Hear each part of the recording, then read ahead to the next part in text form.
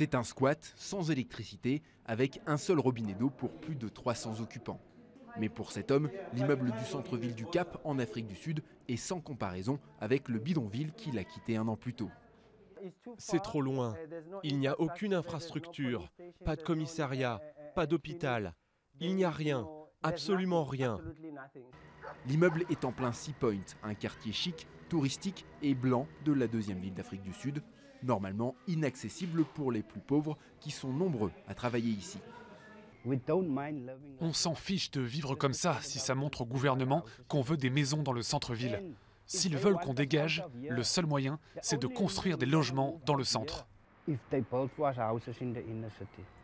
24 ans après la fin de l'apartheid, la répartition démographique des villes sud-africaines n'a pas changé.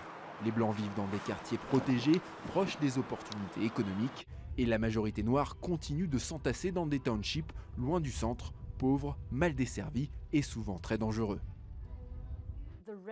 Les inégalités raciales de distribution de la terre ne sont pas qu'un héritage malencontreux de l'apartheid. Il s'agit d'une prolongation inacceptable de l'apartheid.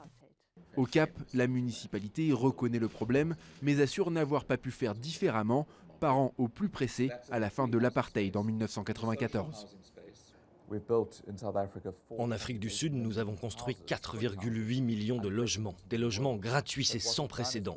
Mais ce que nous avons fait, c'est les construire là où nous pouvions en faire beaucoup, rapidement et pour pas cher.